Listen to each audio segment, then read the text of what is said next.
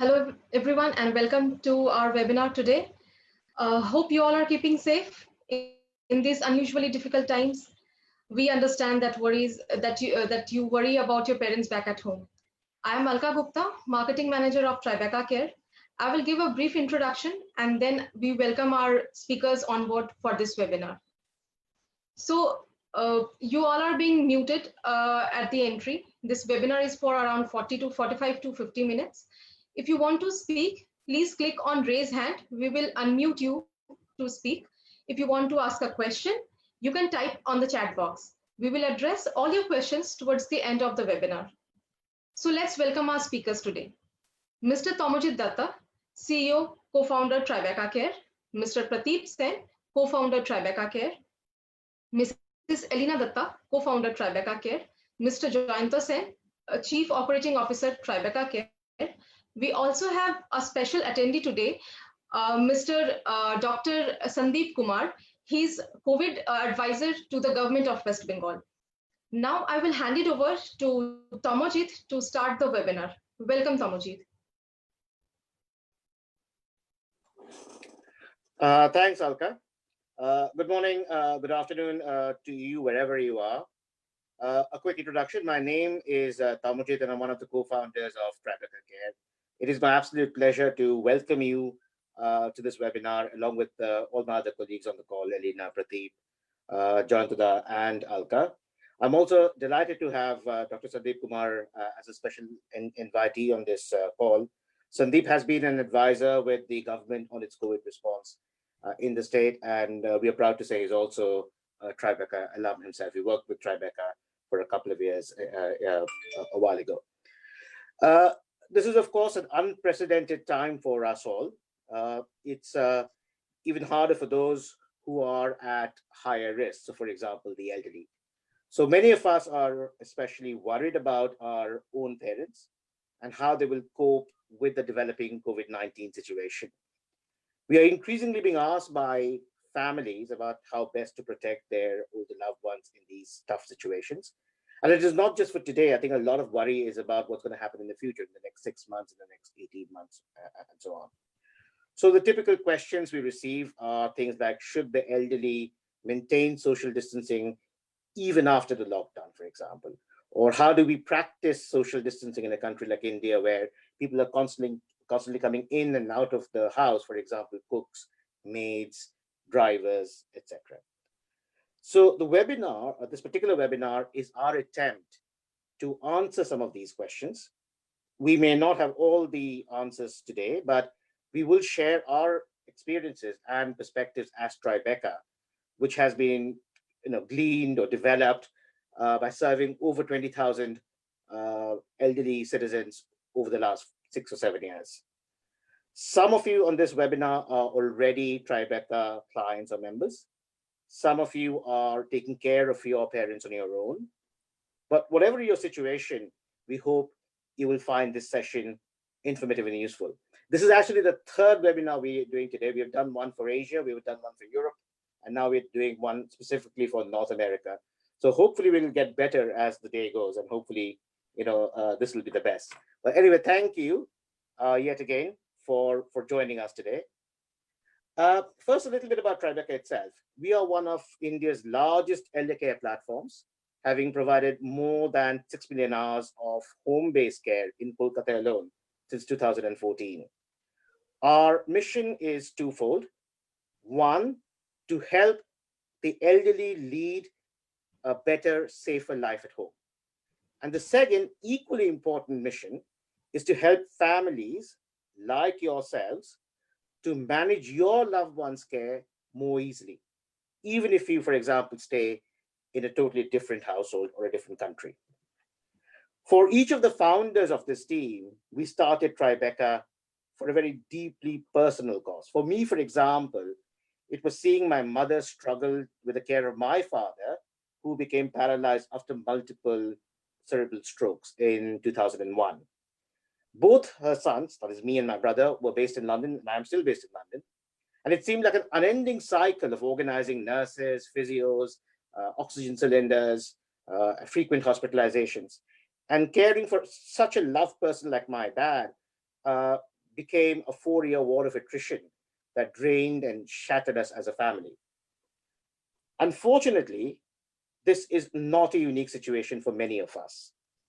We have all busy lives, often far from home, but when one of our own parents fall ill or fall down, we are torn between rushing back or continuing our life as normal. Tribeca is really our attempt to make that decision easier for you by providing a one-stop platform that helps you manage senior care remotely, but quite actively. What started as a very small effort has now scaled to almost 150 employees in Kolkata and a huge network of healthcare partners. For example, our first response team, which attends to emergency callouts, has handled 5,000 emergency callouts since our inception. We work very closely with doctors like Dr. Kumar, with hospitals and medical device companies on the ground. But we are by no means perfect. We do make mistakes.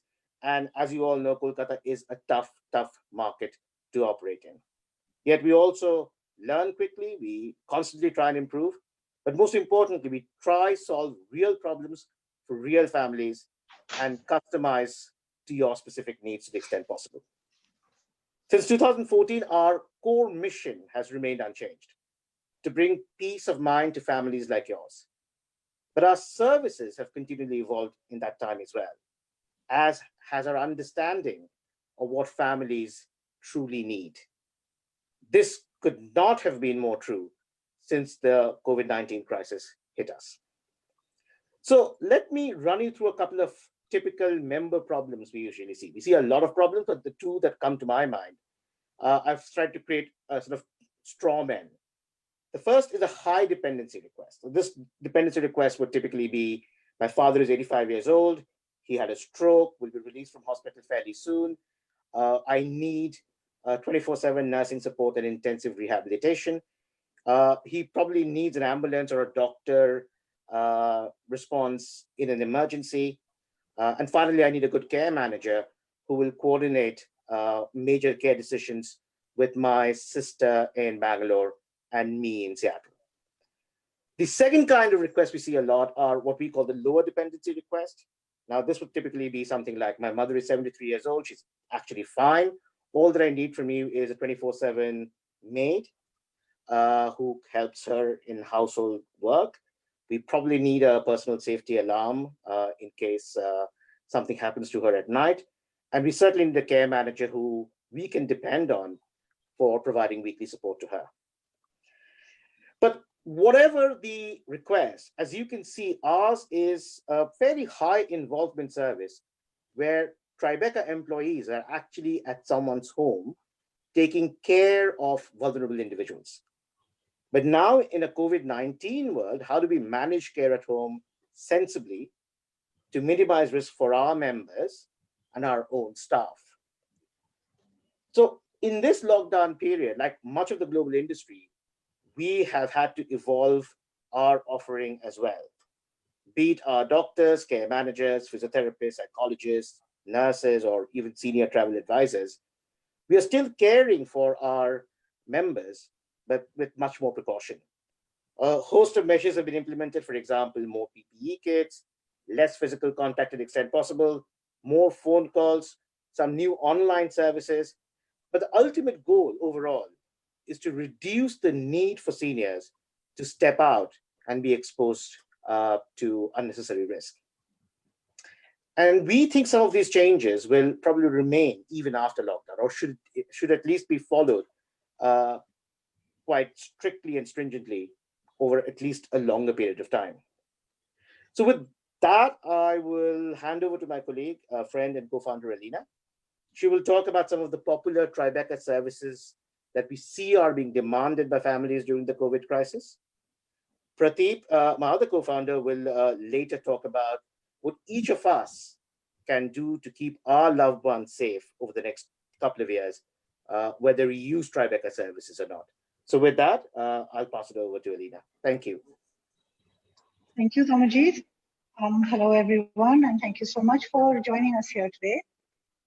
I will start off by telling you what was my biggest worry when I think Tamajit suggested we do this webinar.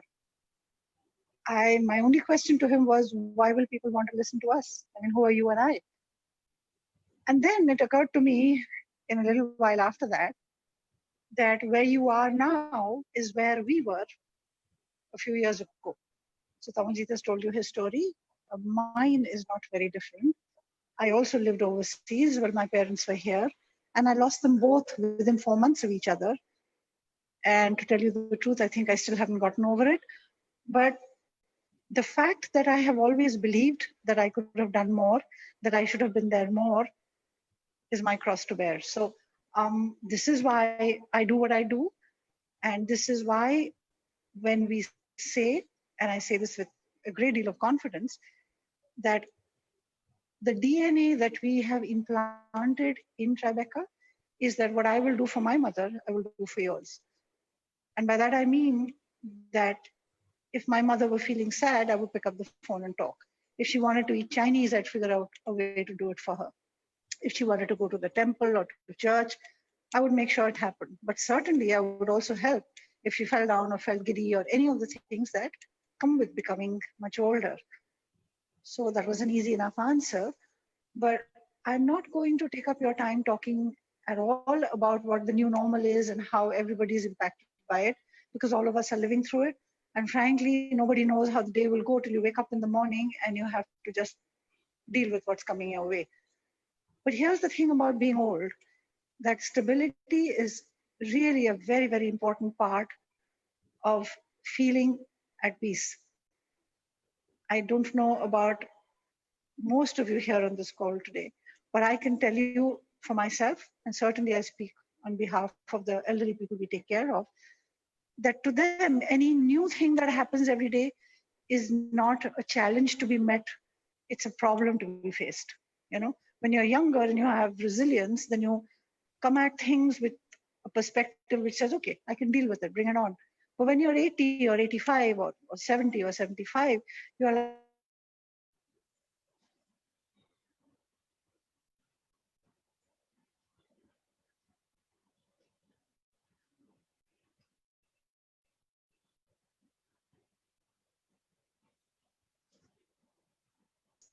make sure happens even in this turbulent time.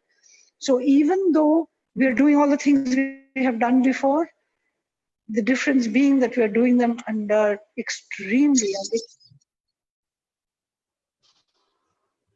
hello, we're doing it under extremely difficult situations right now.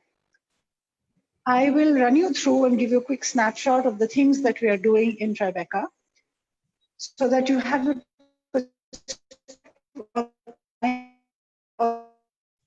Ravina, your voice is cracking. circumstances for your child may.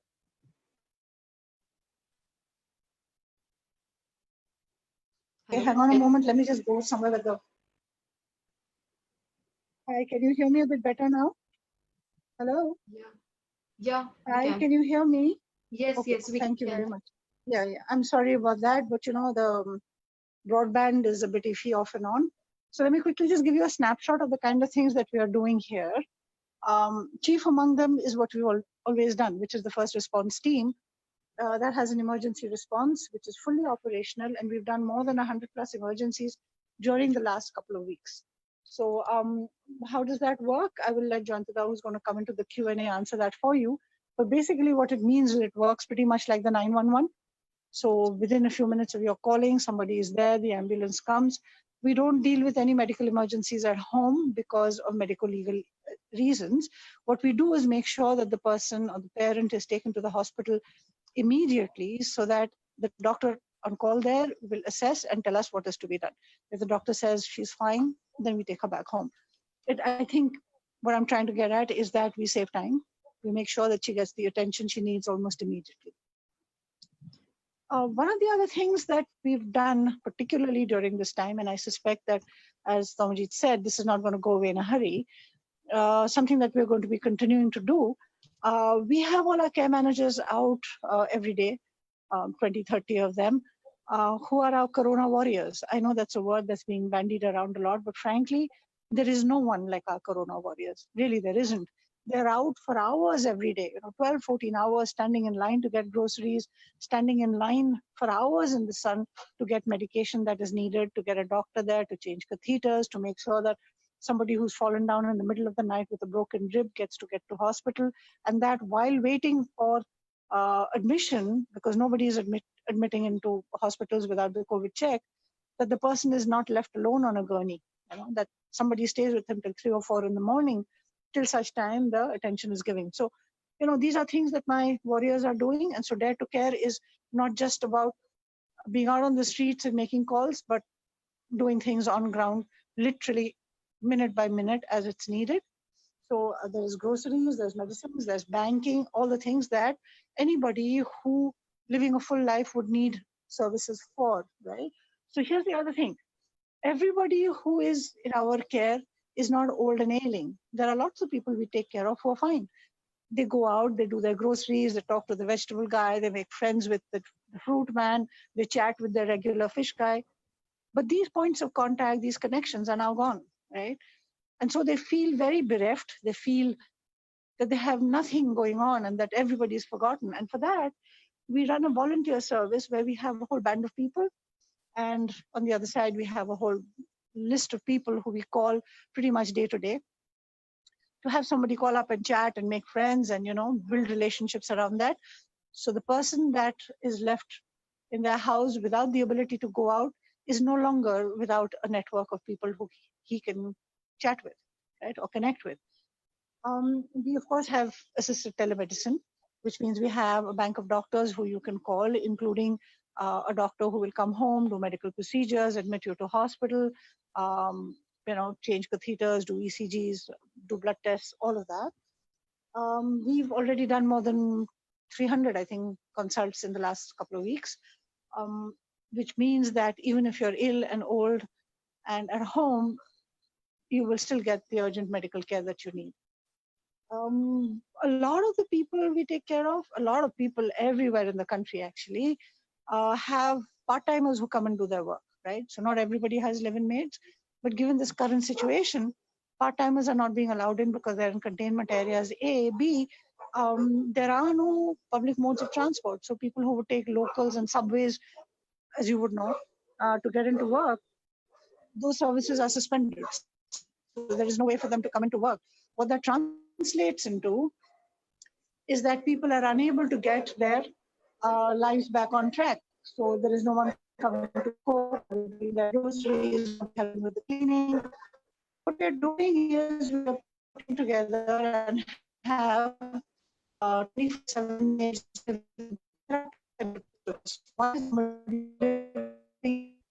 Sorry to interrupt, Ekta, your voice is cracking.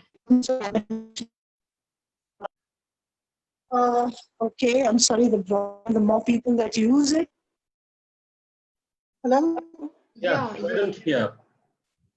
maybe you just want to go a little faster and then hand it over to. Yeah, and so then we also have mental health and wellness support, which is Talk to Me. We have chair yogas, we have little children talking and telling stories. But we can always explain all of these things on email should you want to know more. But in the meantime, and I know that you're waiting to speak with the doctor, he's working on the task force for the COVID team. So I am going to hand it over to Dr. Sandeep, and he will be able to answer your questions later. But let him run you through what the scenario is like on ground here. Sandeep, there you go.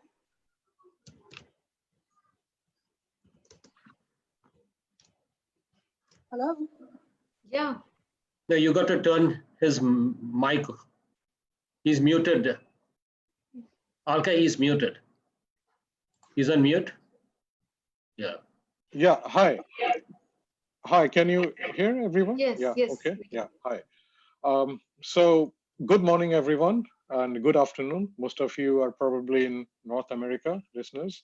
My name is Dr. Sandeep Kumar Das, and I have been associated with Tribeca, where I was working with them, and I still have a lot of good memories where we started off pretty well, and we tried to do good to the parents of the people who are abroad in North America, UK, I was myself in the UK, and then I came back because my mother used to stay in Kolkata alone. And so I thought probably worrying about what she's doing, how she's living, it's probably a good idea to come back to India. And so I'm working here in Kolkata. I have been an advisor with the government, Shastra Bhavan. Um, Also, I'm working for the Piramal Foundation, which is a private foundation for mainly for corporate social responsibility. And I've got my own chamber in Newtown, Kolkata. So yeah, I mean, the COVID thing, it all hit us pretty hard, isn't it? Especially in West Bengal, which is one of the most densely populated states in India. There has been a degree of criticism. Number one being that we aren't simply doing enough tests.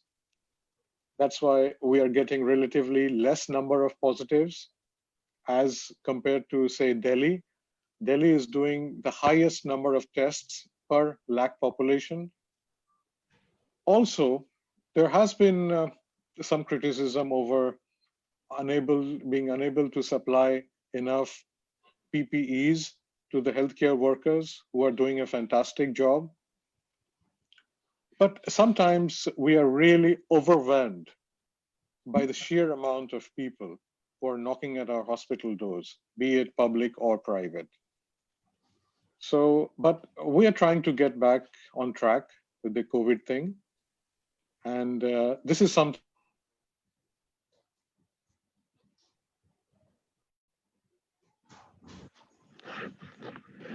Sandeep, we can't hear you. So, Yeah, yeah. Yes, now we can. Hello, are you done, Sandeep?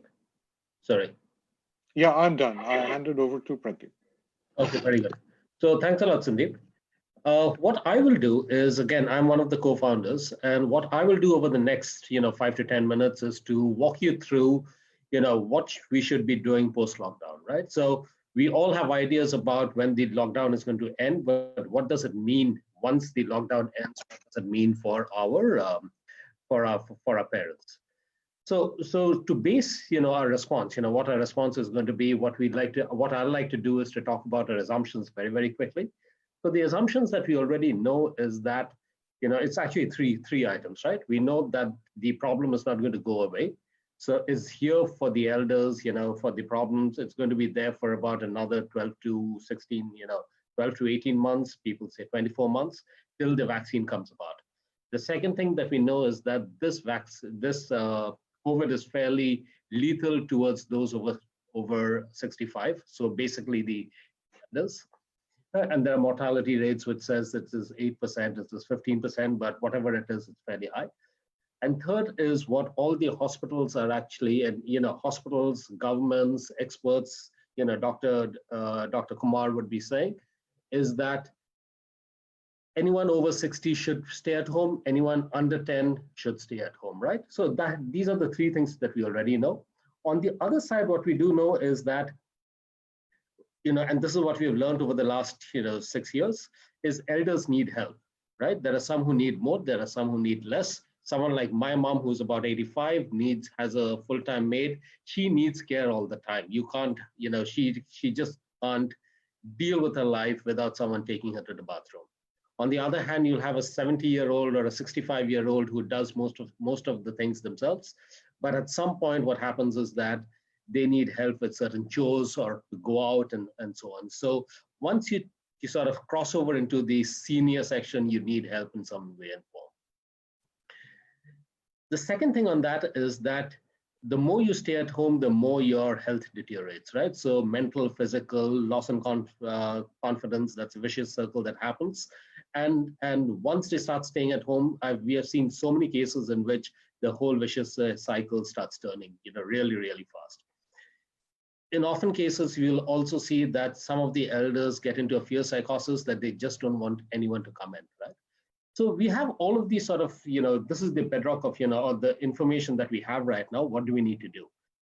So the fundamental thing that we are saying, we as an organization believe, is that we need to create what we call, it's a very simple concept, but you create a envelope of care.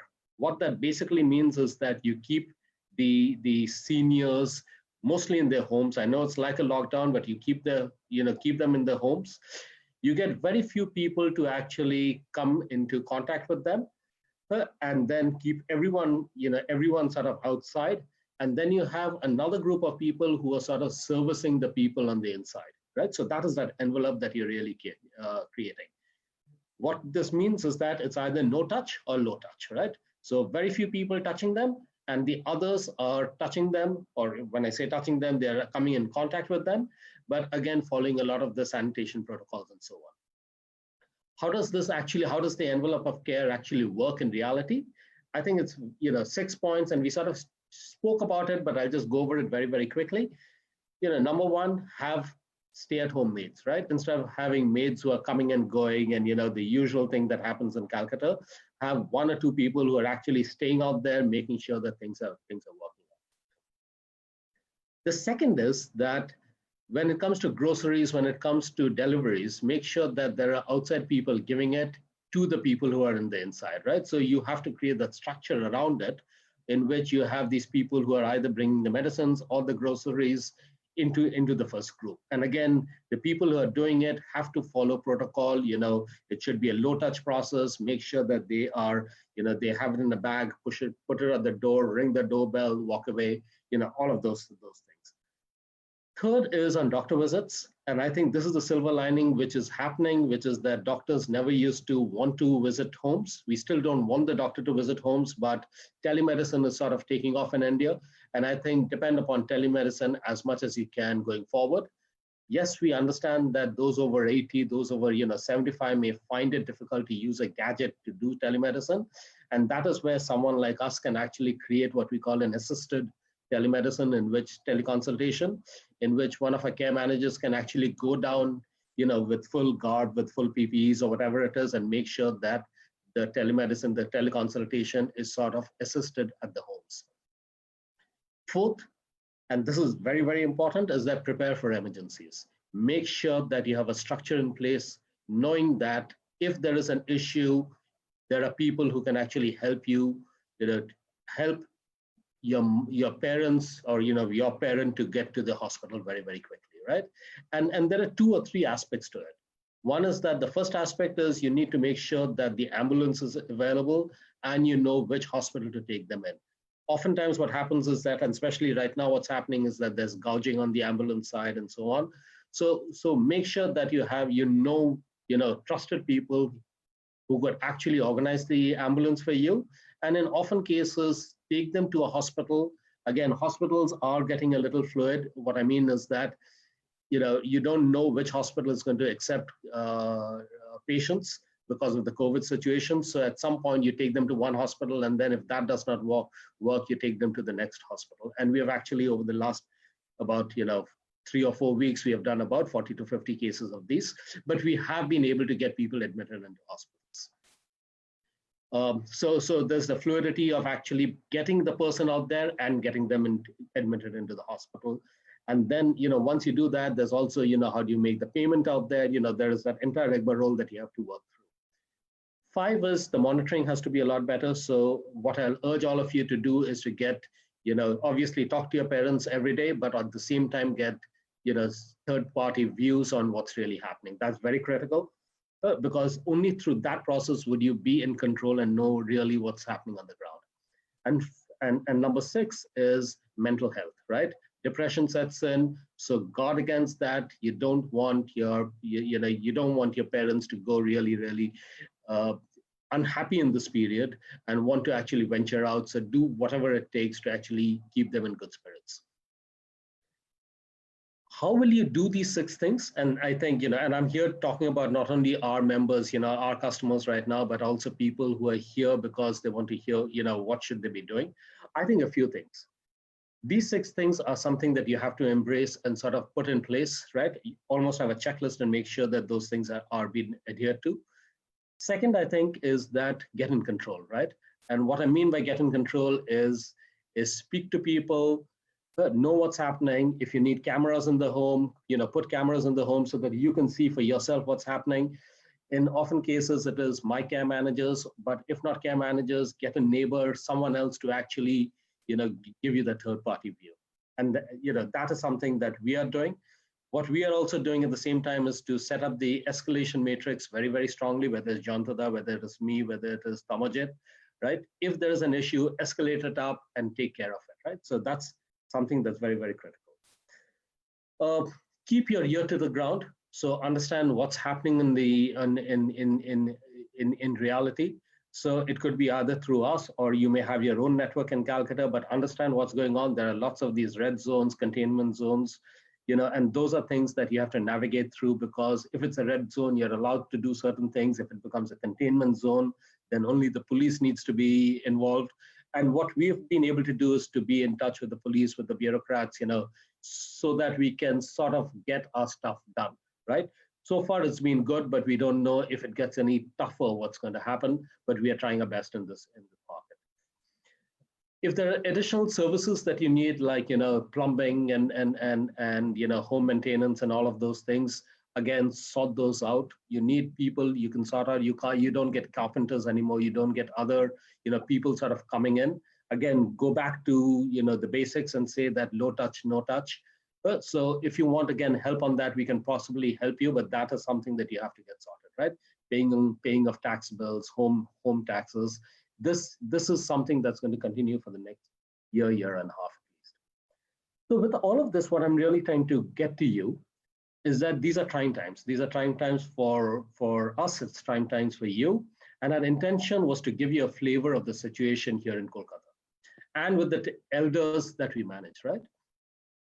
When you are a carer, your own situation sometimes becomes very difficult, right? Every situation is very, very unique.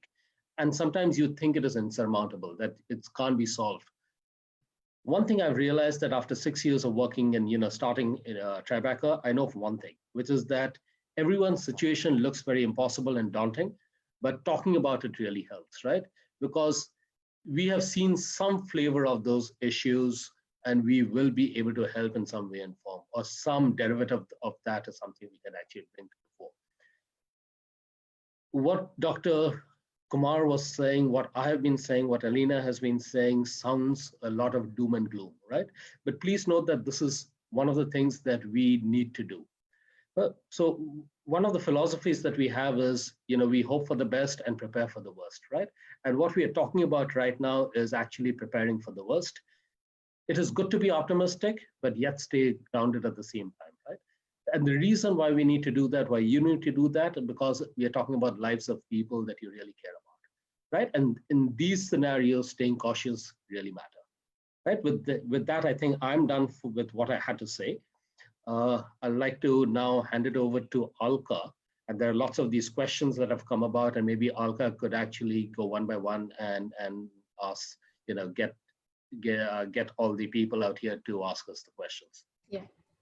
Thank you, Pradeep, so much for your thoughts. I'm sure many of us will benefit from this in some way and form. So we are towards the end of the webinar, and we have 15 minutes for the Q&A session. So we have many questions coming up here. One of the question is from Miss Arpita. So I am unmuting you, ma'am.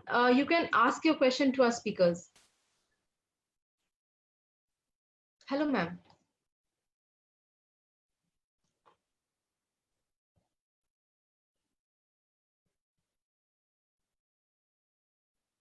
Go to another. Yeah, I will read out the question. Oh, why don't you go to another question and then we can come back to hers? Yeah, we can take her question. Which areas in Kolkata and Greater Kolkata do you provide your service in? When you assign a care manager, do you try to assign someone who is located close to the person's home? So I think this is Joyantada. You need to unmute Joyantada. Yeah. Joyantada, please answer this question. Yeah.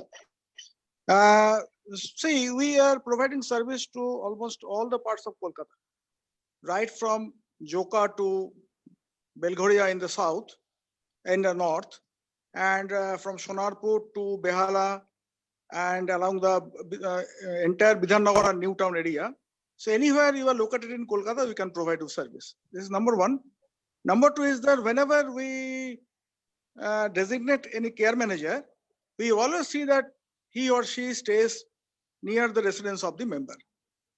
All the time it is not possible, but most of the time we look into it that they are near to the member's residence. Thank you for asking this question, and thank you, Joyanta, for your answer. We have another question from Ms. Malini. So please, ma'am, go ahead and ask your question to our speakers.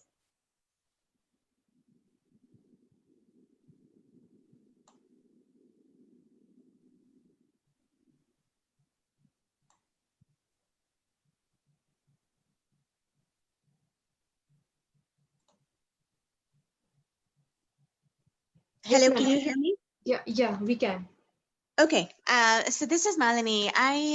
So my parents have been members of Tribeca for over 1 year now, and overall, we are really happy with the services. But given the current COVID situation, I was wondering, because I live in Philadelphia, and I've been hearing stories about people getting sick, elderly people getting sick, and just not being admitted into hospitals. So my first question was, is there a connection or a network that Tribeca currently has with hospitals that makes sure that, if somebody gets sick from something other than COVID, that they can get admitted? That's like one question. And the second question is really around the payment, because a lot of the elderly in Calcutta are used to going to banks and withdrawing cash. And right now they're not able to do this. So it would make matters a lot easier if we could make some payments using international credit cards, which I think currently we are not able to do. Thank you, Malini, for your question. I'll direct this question to Prateep. Prateep, please, can you answer? What was the first question again, Malini? Sorry. Yeah, the first question was really, again, around the news that I've been hearing a lot from the social media around people getting sick and then, hospitals not taking them. So you're going from one hospital to another. And in that meantime, like the elderly can get really sick, right? So I'm just wondering if Tribeca has a network where they ensure that these people are going to get admitted. They're not going to have to go around in circles all around, all over the city. So, Malini, so fundamentally, if you get sick and you need to be admitted in a hospital in Kolkata, even in the post-COVID period, it was always a hassle, right? Because you would have to go and then you almost stand in a line, make sure that they have a bed. They'll tell you in a little while whether they have a bed or not, and then they will admit you, right? And this is with all the big hospitals. It helped that we knew a lot of the hospitals, so we could actually tell them, find out in advance. And if we almost, figure out that it's not happening very easily in one hospital, we could actually move them to, take them to a different hospital, right? So it's always been difficult. This has always been difficult in Calcutta. During COVID, it has become a lot more difficult, right?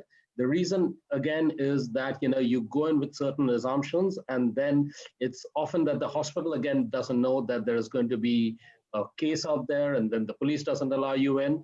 So it is very fluid. It's very, very, what do I say? It's very difficult.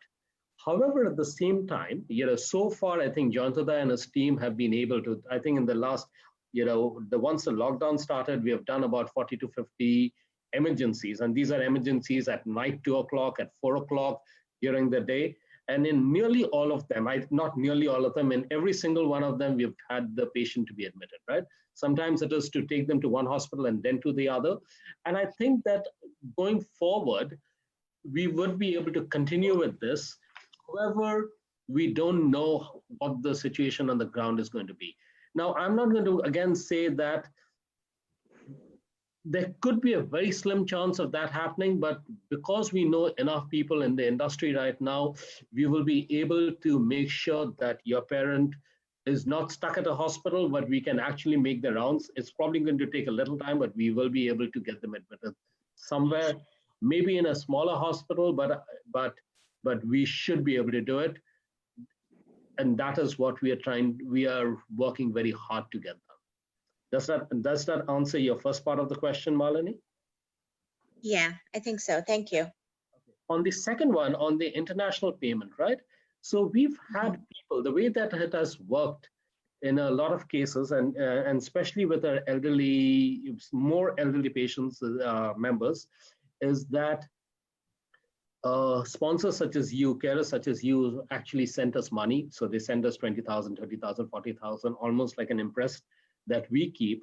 And then our care managers go and then they're distributed either with the maid and all who work out there, or a gardener, whatever it is, or help in all the grocery purchases. So we've been doing that with a set of members right now. We think this is something that will probably increase, and we'll be happy to talk to any one of you who would need those services. Now, utilizing of an international credit card is something which is difficult. We prefer international debit cards. So we have people who use debit cards and actually transfer the money to our accounts. And we would love to continue on that going forward. Okay. Thank you. Thank you, Malini, for your question. We have Ms. Sukanya who wants to ask a question. Please, ma'am, go ahead. Hey, thank you for this webinar. We really appreciate it. I do use Tribeca Care for my mom who lives alone with a full-time help. Now, my question is really like, okay, maybe 2 weeks into May, the lockdown will be released, and the person that, who is caring for mom is with her for 2 months. So it's only natural she would want to go home and, see her family as well. So in the situation that happens, and we were thinking about this, okay, so she goes, let's say for a few days and she comes back. And then, we kind of need to quarantine her probably for 15 days, which is kind of difficult, but probably doable. I would really love, if you guys could give us some guidance on, how effectively we could quarantine people at home. Because, I really can't tell her that, oh, you can't go. I can't take another person because it would be the same thing. I do not know from which area this another person will come, whether she will have the infection. And, these days, all this asymptomatic stuff is really scaring us. So, if there is, you don't have to give the guidance right away, but if you think about it and provide us some guidance on, situation when the lockdown lifts, then what happens? Tomajit, would you want to answer that question?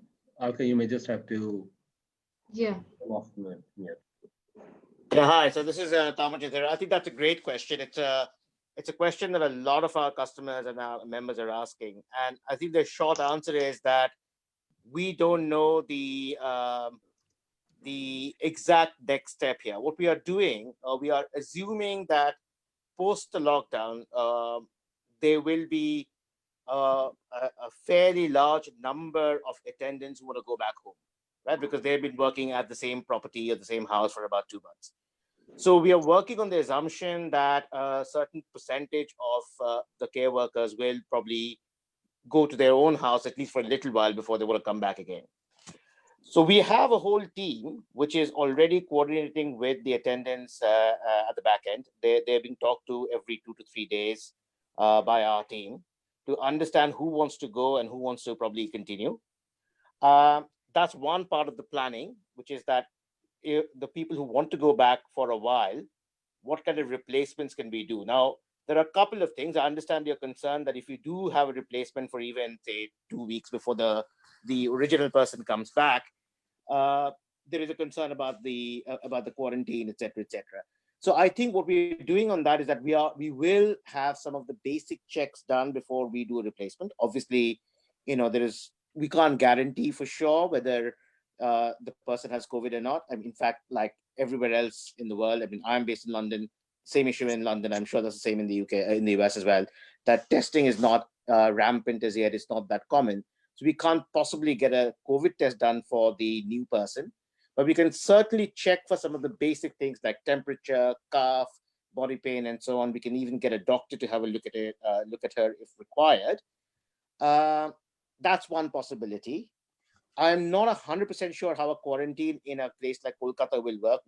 We are working on it. We are thinking through what the options are, and let us come back to you on that one in a bit more detail. But I think the replacement of an attendant is something certainly that we are kind of planning for. I'm not sure whether that answers the question.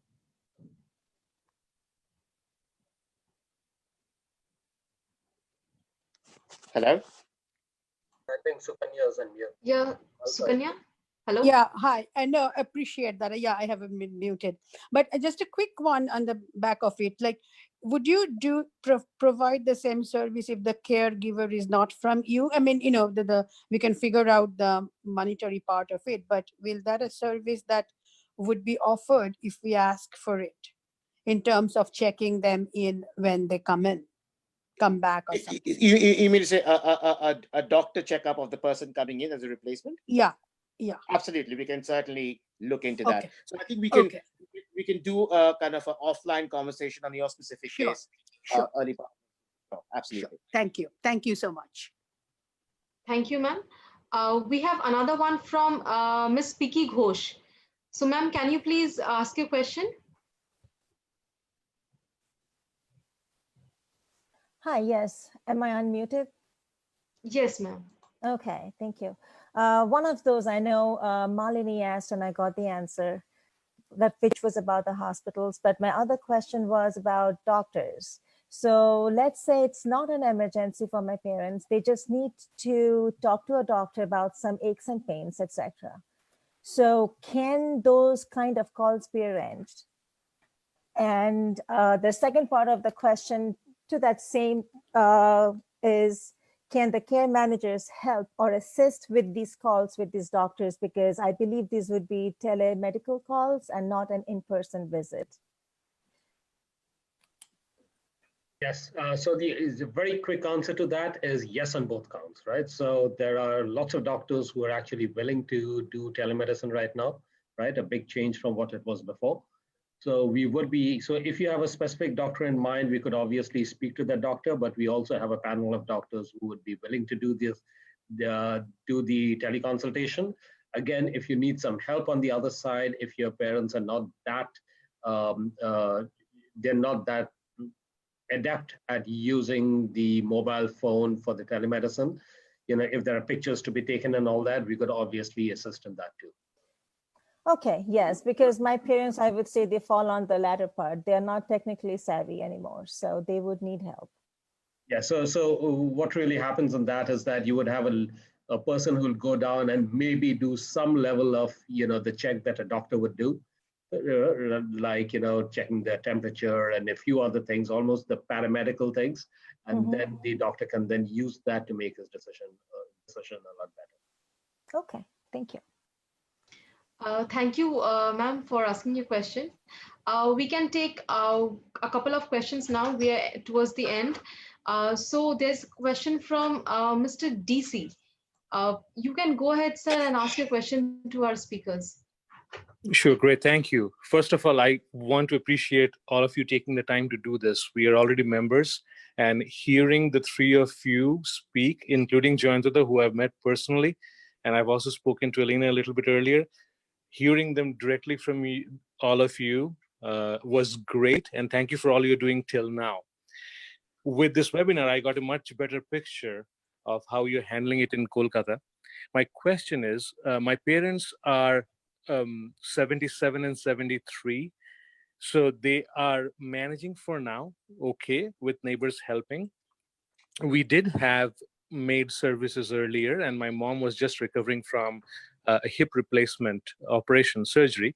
So now she is walking and able to do some things for the house, but we would love to have a maid. The question is that if we don't have a maid today, and I understand that a full-time maid is much lesser risk, if we start now, is there any way or anything Tribeca is doing or can do to screen them before they start in the full-time position to reduce any risk? Yeah, so actually, thank you, DC, and thank you for the appreciation as well. So couple of points on that. I think I think Alina was saying this, but I think her voice got kind of garbled a little. We've had about a 300% increase in demand for 24-hour maids in the last 7 weeks, right? So as can be imagined, right? So it's been a challenge for us to keep up with the demand on the maid situation, with all the restrictions around both the logistics of arranging and placing, as well as indeed the COVID kind of certification around that. It's been challenging for sure, right? Uh, I think the COVID test, for example, we can, as I said, I don't think the testing is that freely available, and Dr. Kumar can correct me if I'm wrong, but I don't think that's that freely available. We could certainly identify someone and keep that person ready for about a month before you hire. The only problem is that with the demand, I think, whatever we have in our, for want of a better word, inventory, that's being used up very, very kind of quickly, right? So if you sort of can get in touch with either us or Jonathan or whoever maybe we can have an offline conversation in depth about the exact kind of requirement, and we'll try and create a solution around that. I don't know whether that answers your question.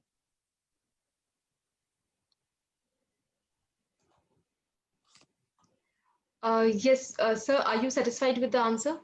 Yes, I was trying to say, but I couldn't unmute myself. Thank you for unmuting me. Yes, I think that is the good answer, and I understand the limitations. So yes, I'll talk to my care manager or Joyantada, and we'll see what we can do over there. I totally understand the logistics. I was wondering if you have some procedures in place or not, and I think you do some, and then we'll see what exactly our individual requirements are and proceed accordingly. Thank you very much. Thanks, Lisa. Thank you, sir. We can take a last question from Niladri Dash. Sir, can you please go ahead and ask your questions? Hey, thanks guys for taking the question. I'm not a member yet, Tribeca member yet. I have been reading about you guys, and my parents are based in Kolkata, and it was really great listening to this entire group, out of which I think most of them are already members and their positive feedbacks. And it's really great, right? So my parents are in their 60s. They are living in their apartments, and I think till now, whatever questions I had, most of those were answered. If I can take a moment to just discuss the pricing that was available in your website, right? So there are two parts to my question. The first part is the pricing based on a person or is it per couple? That's question number one. And then question number two is one of the major differences between four kinds of pricing you have is based on whether a personal care manager is assigned to that plan or not, right? So if you can expand on how having a personal care manager is more beneficial than having not one, right? It'll be great. Sure. I think let me take that question, Prateek. This is Tamajit again. We didn't really want to make this into a salesy kind of call for Tribeca. So we will, if it's okay with you, sir, can we give you a call back on WhatsApp or whatever, maybe even today or tomorrow, whenever you're free, and talk through the details? Just as a short answer, the 4 packages that we have on our website are for differing levels of care required. If your parents are in their 60s, they're probably generally fine and don't require a huge amount of support right now. I think one of the lower packages might be more appropriate. But why don't I get somebody to call you at a time which is convenient, and we can do that offline, and we can go through all your questions around the pricing and so on. Yeah, that's fine. If you can expand more on the second part, which doesn't relate to the pricing itself, but how does a personal care manager having one is more beneficial, or what extra facility you give out of them? Sure. Okay. Let me take the question as well. The idea of the care manager is basically, and Pradeep and I are both ex-bankers. We've been bankers for a good 20 years with Citibank and JP Morgan, etc. So the idea of a care manager is effectively like a personal manager in a bank, right? The idea is that the care manager takes care of about 20 to 25 families in Kolkata, and they have a portfolio of members that they serve. The idea is that the elderly, they want to get used to a same person. They don't want different people coming into their lives every other week or every other month. And the care manager sort of becomes our extended arm or your extended arm to your parents in Kolkata. It's the same person who's basically in charge of providing concierge services, help with medication, in the sense that taking them to the doctors, doing some bank work for them, and effectively becomes the one-point contact for your parents and for you to manage the services at home. So that's effectively what the idea of a care manager is. It's like a bank manager, effectively. Makes sense. Thank you. Yeah, that's all. So many questions are coming in. We can take one more question. The question is from Diptiman Bosch. Please, can you go ahead and ask your question? This is the last question that we can take. Hey, hello. Yeah, actually, my name is Ananya. I'm using family laptop. So I need someone to call me and discuss about my particular needs in Kolkata. Okay, sure, ma'am. Absolutely. We'll definitely get back to us. Okay, And thank you. so this is the time to wrap up our webinar. Yeah. I think we can take, maybe, I think there are lots of questions. Maybe we can take a one more because we have 4 or 5 minutes still left, I think. So maybe one more question. Okay. So there's one question from Shomita Lahiri. We can take that question. Please, Sure. can you go ahead and ask your question? Yes. Can you hear me now? Yeah, we can. Thank you for this webinar. This was extremely helpful. I think I'm following up in regards to the similar type of questions that's already you've answered. It's in regards to we are not current service members. We don't have membership with Tribeca. And so the question is, we are trying to understand if right now we don't anticipate a need, but our mom, she is above 70, living alone in Kolkata. And if there is an emergency, can you help understand what's the logistics about, and we need help immediately. What's the logistics? Like, can we get care immediately? How does that process work? Sure. So on the emergency side, we only do it for members currently, also because there are certain restrictions that we have ourselves imposed on who we can provide emergency service to. And for that, being a member is the first step. So we don't provide emergency services to non-members. However, because of our new telemedicine platform that we are starting, we can certainly have telemedicine consultations or even doctor visits potentially for someone like your mom who's not a member. But the 24/7 emergency helpline, the ambulance facility, the care manager, unfortunately will not be made available as it currently stands. But we can make certain parts of the platform available, as I said, like the telemedicine, for example. And again, if you have any specific questions, please we will make sure that somebody can connect with you over the next few days and we can talk about the specifics. Sure, that'll be great. Thank you so much. So I know there are no questions, but I just was reading through the group chat, and I think DC as well as Shudip Sarkar has said some good things. And it's always and DC, if you just want to say what you did about Jantada, it'll be great. The reason is, when we get appreciation from our members, we feel very elated, we feel very good, right? So it's always good to hear these things.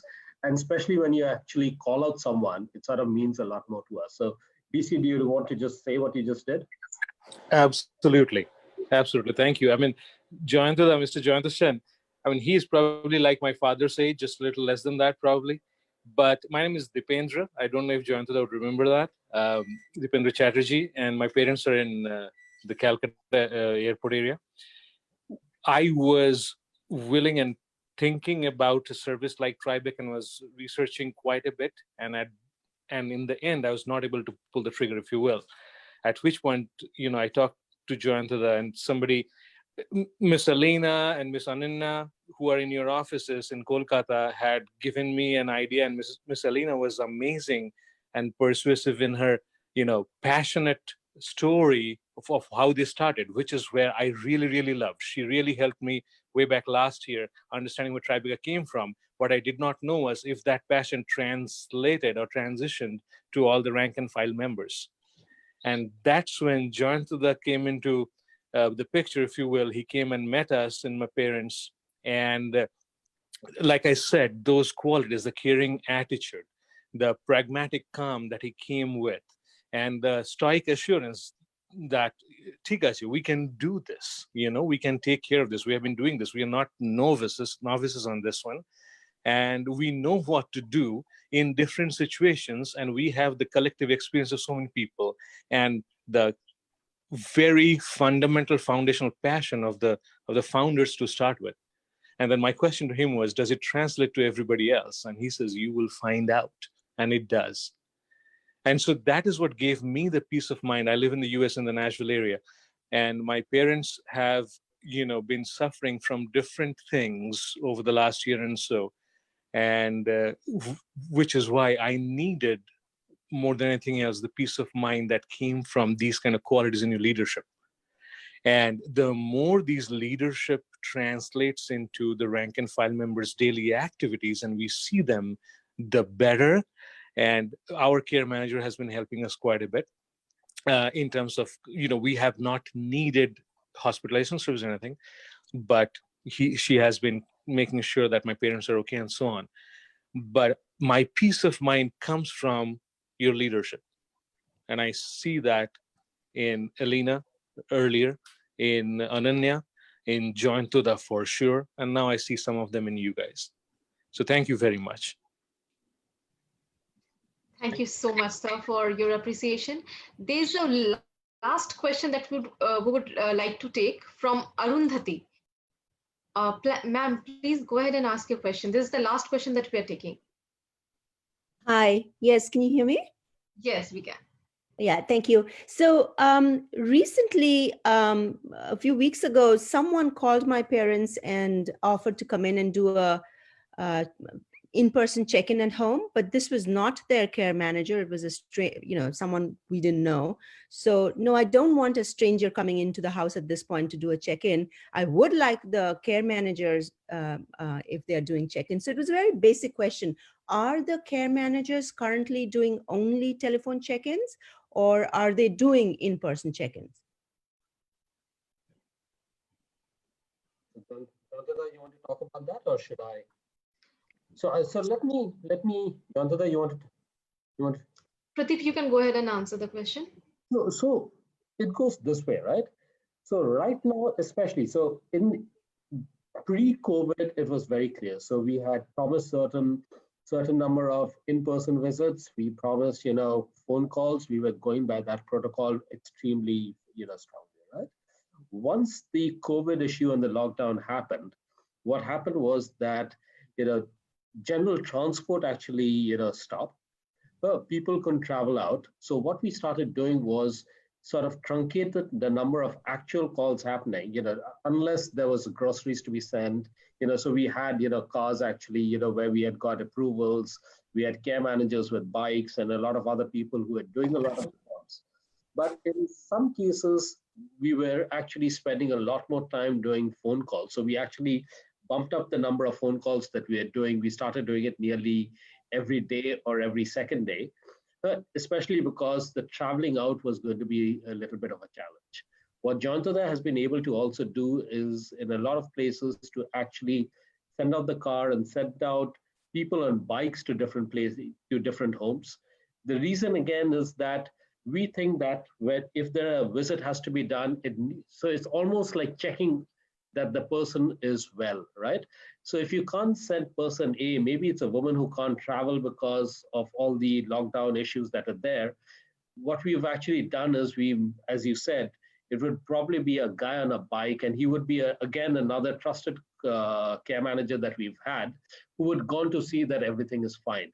I know it's a little difficult for the elderly when an unknown person is walking in, but at times like these, we do expect a little flexibility, and I know it is difficult, but at the same time, what the person who actually went down was doing was to make sure that she was physically or he was physically fine.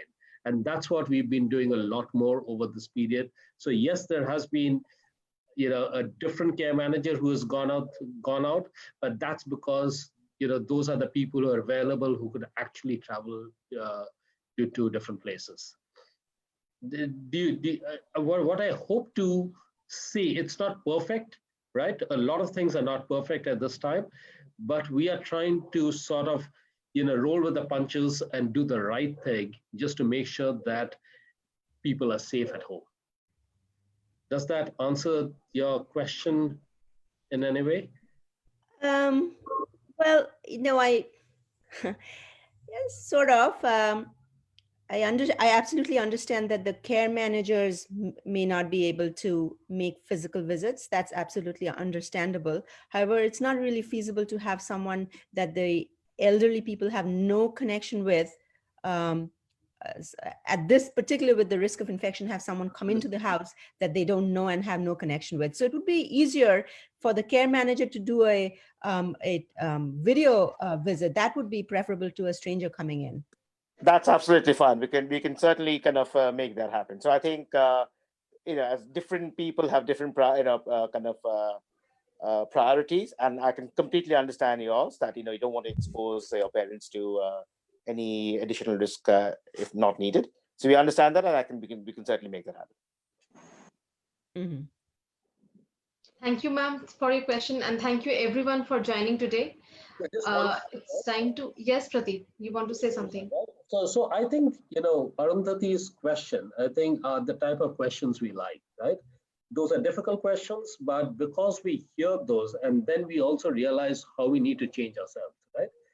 And it's again going to be different for different people. So we like talking to people, we like feedback, we like being able to then do different things for different people, because that is, your mother would be very different from someone else's. So bring those tough questions to us. We would like to hear you and then see what we could do around it. I just wanted to mention that before Alka was trying to close the call. Thank you. Yeah, thank you, Pradeep. So I think this satisfies all your queries and your questions that you might have. If you want to ask any further question or you have a query, you can always talk to us. You can email us at our inquiry, and we'll be happy to help you all. Thank you so much for joining us today. It was so nice to hear so much from you all. Thank you so much. Yeah, just before you end, Alka, keep me on for a moment. I just wanted to say thank you to everyone. Not just the Tribeca members who are speaking up for us and endorsing the work that we do, but for the rest of you who have questions, who have concerns, thank you for trusting us enough to reach out and listen to us. I just wanted to say that to everyone. Absolutely. Thank you, everybody. Thanks, Tribeca team. Thank you. Thank you. Stay safe.